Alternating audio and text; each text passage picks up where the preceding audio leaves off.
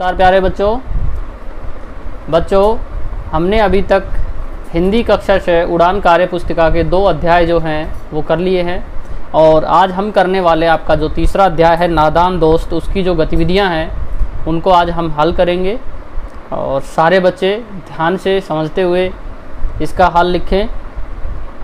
पहली गतिविधि दी हुई है, नीचे दी गई पंक्तियों को ध्यान से पढ़िए और समझिए। तुम अपनी कक्षा में बैठे हो, जब अध्यापक कक्षा में आते हैं तुम उठकर खड़े हो जाते हो, तुम उनका अभिवादन करते हो, इस प्रकार तुम शिष्टाचार का पालन करते हो। ऊपर लिखी इन पंक्तियों में जहाँ जहाँ तुम शब्द आता है उसके स्थान पर हम शब्द का प्रयोग करते हुए दोबारा लिखिए और समझिए कि इससे क्या अंतर आया। उदाहरण, हम अपनी कक्षा में बैठे हैं। तो बच्चों, जो ऊपर हमें लाइनें दी गई हैं उनमें जहाँ भी तुम लिखा हुआ है उसको हमें हटाकर तुम की जगह हमें क्या लिखना है, हम लिखना है। तो देखिए फिर अगर हम लिखते हैं तो क्या बनेगा, हम अपनी कक्षा में बैठे हैं, जब अध्यापक कक्षा में आते हैं तो हम उठकर खड़े हो जाते हैं, हम उनका अभिवादन करते हैं, इस प्रकार हम शिष्टाचार का पालन करते हैं। हम शब्द और तुम शब्द में बहुत अंतर है। हम शब्द अगर हम बोलते हैं तो उसमें क्या होता है, एक अलग से शिष्टाचार झलकता है। तुम में और हम में बहुत फ़र्क होता है। हम किसी से भी अगर बात करते हैं तो हम तुम ना कहकर उससे कैसे बात करेंगे, हम कह के बात करते हैं। ठीक है, तो आपको क्या करना है, यहाँ पे जो लाइनें दी गई हैं इसमें जहाँ भी तुम शब्द लिखा हुआ है उसको हटाना है और हम शब्द का प्रयोग करना है। बच्चों, इसके बाद गतिविधि 2 में देखिए, चंदा में लगी बिंदी अनुस्वार है और चांद में लगी बिंदी अनुनासिक का चिन्ह। दोनों शब्दों को बार बार बोलकर देखिए और पहचानिए कि इनकी ध्वनियों में क्या अंतर है। अब नीचे दिए गए शब्दों को पहचानिए कि किस शब्द में अनुस्वार लगेगा और किस में अनुनासिक। तो देखो यहाँ पे 2 शब्द दिए हैं, चंदा। चंदा अनुस्वार शब्द है, चंदा ये क्या है, अनुस्वार। न की जो मात्रा लगी हुई है, न की जो बिंदी लगी हुई है, ठीक है। और दूसरा है चांद। तो चांद जो है वो क्या है, अनुनासिक, अनुनासिक शब्द है। तो अनुनासिक और अनुस्वार दोनों में अंतर हमें क्या करना है, यहाँ पे अंतर लिखना है। और क्या क्या अंतर होता है वो देखो आपको दिखाई दे रहा है। यहाँ पे एक सारणी दी गई है जिसमें मैंने अनुस्वार और अनुनासिक दोनों के अंतर लिखे हैं। तो सभी बच्चे इसको ध्यान से पढ़ें और इसको लिख लें। और इसके बाद में आप लोगों को बताना है नीचे जो शब्द दिए गए हैं उनमें किसमें अनुनासिक और किसमें अनुस्वार का प्रयोग होगा। तो देखो आँखां, आँखां, इसके अंदर किसका प्रयोग हो रहा है, आ की मात्रा का। तो यहाँ पे क्या होगा हमारा अनुनासिक। और अंडा, अंडा में क्या हो रहा है, बिंदी लगी हुई है, तो यहाँ पे क्या होगा, अनुस्वार। घोंसला, घोंसला में भी बिंदी का प्रयोग हो रहा है, तो यहाँ भी क्या होगा, अनुस्वार। टांग, टांग में क्या है, चंद्रबिंदु लगा हुआ है, तो यहाँ पे क्या होगा, अनुनासिक। इसी प्रकार से चिड़िया, चिड़िया में न की बिंदी लगी हुई है। और पाँव, पाँव और आंसू, इन दोनों में आपका हो जाएगा अनुनासिक। और पंखा में क्या होगा, अनुस्वार। तो हमें क्या करना है, अनुस्वार और अनुनासिक जो शब्द हैं उनको अलग अलग लिखना है। और इसके अलावा देखिए अभी इनको हम अलग अलग कॉलम में लिख देते हैं। सबसे पहले हम लिखेंगे अनुस्वार वाले शब्द। तो अनुस्वार वाले शब्द क्या क्या होंगे, पहला होगा अंडा, इसके बाद में है अंडा और घोंसला, ये दोनों हो जाएंगे। और चिड़िया जो है वो भी हो जाएगा। इसके अलावा पंखा जो है ये भी हो जाएगा। तो बच्चों, जो आपको ये ब्रैकेट में दिखाई दे रहे हैं ये सारे तो हो जाएंगे आपके अनुस्वार। और जो बचे हुए जो शब्द दिखाई दे रहे हैं ये सारे क्या होंगे, ये आपके अनुनासिक हो जाएंगे। अब गतिविधि 3 को करेंगे। गतिविधि 3 में देखिए, नीचे लिखे वाक्यों को ध्यान से पढ़िए, रेखांकित शब्दों के उल्टे अर्थ वाले शब्द लिखते हुए वाक्य पुनः लिखिए। तो देखो यहाँ पे रेखांकित शब्द जो हैं उनके विपरीत लिखना है। किवाड़ खुले थे, तो यहाँ पे किवाड़ बंद थे, खुले की जगह क्या आ जाएगा, बंद। श्यामा ऊपर की ओर ताकने लगी, तो यहाँ पे क्या हो जाएगा, श्यामा नीचे की ओर ताकने लगी। जो रेखांकित शब्द है उनका उल्टा अर्थ लिखना है। इसके बाद देखिए, केशव उठकर ऊपर आया, तो केशव उठकर बाहर आया, तो इसमें क्या लिखेंगे, केशव उठकर अंदर आया। ठीक है। केशव स्टूल पर चढ़ गया, केशव स्टूल से उतर गया। तो हमें क्या करना है, जो रेखांकित शब्द हैं उनके उल्टे विपरीत अर्थ वाले शब्द लिखने हैं। इसी के साथ गतिविधि 3 जो है वो हमारी पूरी हो गई है। अब गतिविधि 4 को करते हैं। गतिविधि 4 में देखिए, नीचे दिए गए वाक्यों को ध्यान से पढ़िए, समझिए और दिए गए उदाहरण की सहायता से पुनः लिखिए। केशव स्टूल से उतरा और बोला, तो देखो इसका उदाहरण क्या है, केशव स्टूल से उतरकर बोला। तो अभी हमें क्या करना है, नीचे जो शब्द जो वाक्य दिए गए हैं इनको इसी प्रकार से लिखना है।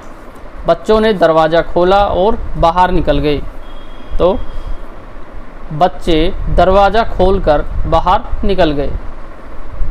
इसके बाद है, श्यामा घबरा गई और बोली, श्यामा घबरा कर बोली। माँ ने बच्चों को डांटा डपटा और कमरे में बंद कर दिया, तो यहाँ पे होगा, माँ ने बच्चों को डांट कर कमरे में बंद कर दिया। इसके बाद है, केशव ने रोनी सूरत बना ली और बोला, केशव ने रोनी सूरत बनाकर बोला।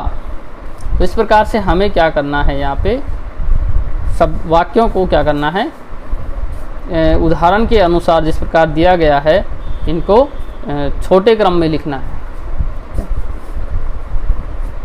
अब इसके बाद में गतिविधि 5 को देखिए। गतिविधि 5 में दिया गया है, छोटे गोले में एक शब्द दिया है और उसके बाहर बड़े गोले में अलग अलग खानों में अन्य शब्द दिए हैं। छोटे गोले वाले शब्द से अन्य शब्दों को मिलाते हुए अपने शब्दों में वाक्य बनाइए। तो यहाँ पे क्या है कि एक देखो गोल बीच में शब्द दे रखा है होली।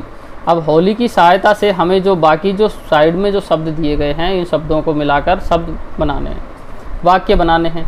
जैसे होली पिचकारी, तो यहाँ पे लिखेंगे हम, होली में पिचकारी से रंग लगाया जाता है।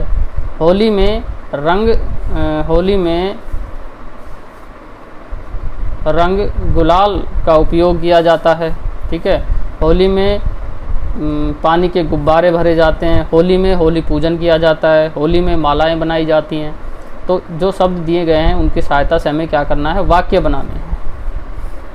तो यहाँ सभी बच्चे इन शब्दों से अपने इस अनुसार वाक्य बनाएंगे।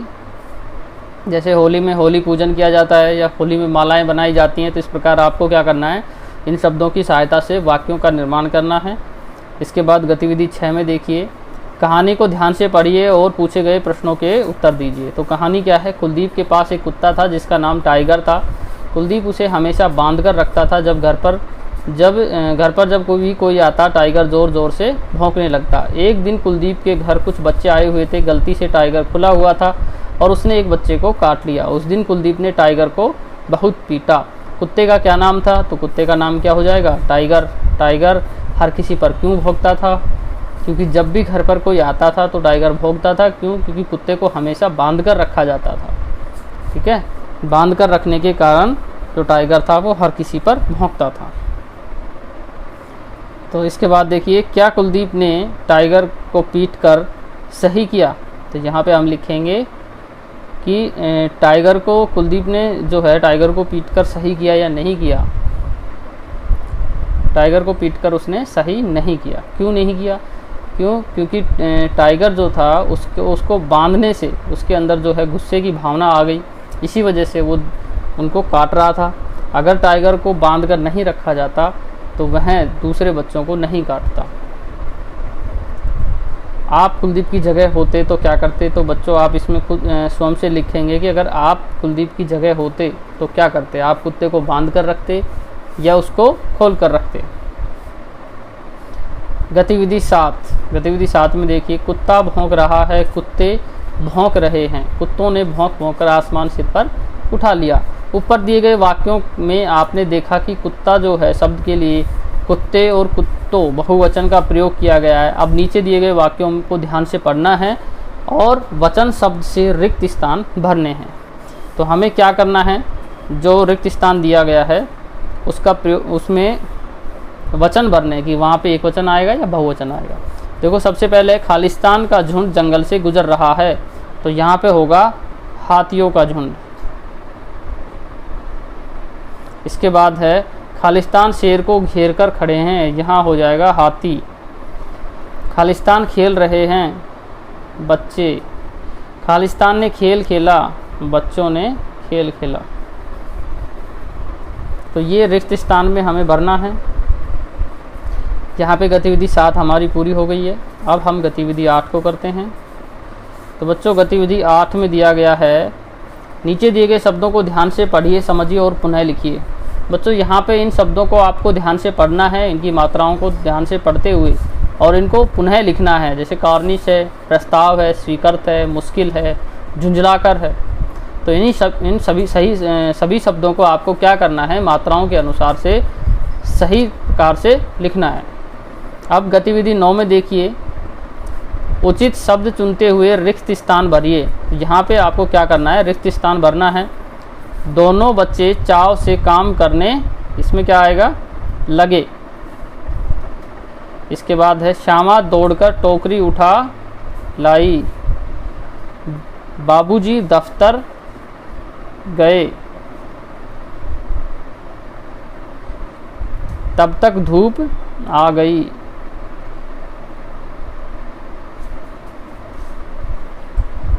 तो बच्चों यहाँ पे देखो जो रिक्त स्थान में जो सही शब्द थे, सही उचित शब्द थे, उनको हमने भरा। और इसी के साथ आपकी गतिविधि 9 पूरी हो गई और आपका जो ये अध्याय है वो भी पूरा हो चुका है। और जिन बच्चों ने अभी तक आपका हिंदी का जो काम नहीं किया, तो वो सारे बच्चे अपना पूरा काम करें, क्योंकि हिंदी का जो आपके जो 3 अध्याय दिए गए हैं, तीनों अध्याय को हमने हल कर लिया है। और आपकी उड़ान कार्य पुस्तिका हिंदी कक्षा 6 का पूरा हो चुका है। कक्षा 7 और 8 का भी प्लेलिस्ट में डला हुआ है। तो जो बच्चे अभी तक काम नहीं किया जिन्होंने, तो वो बच्चे जाएं यूट्यूब चैनल पर और अपना काम पूरा करें। इसी के साथ में जो विज्ञान के जो आपके जो हैं अध्याय हैं, उनका भी हमने हल डाला हुआ है प्लेलिस्ट में। तो जिन्होंने विज्ञान का अभी तक नहीं किया, वो बच्चे विज्ञान का भी अपना काम पूरा करें। और इसी के साथ बच्चों ज़्यादा से ज़्यादा चैनल को सब्सक्राइब करें, शेयर भी करें, ताकि जिन बच्चों ने अभी तक नहीं किया है वो बच्चे भी अपना काम पूरा कर सकें। तो शिक्षा सभी बच्चों को मेरा नमस्कार।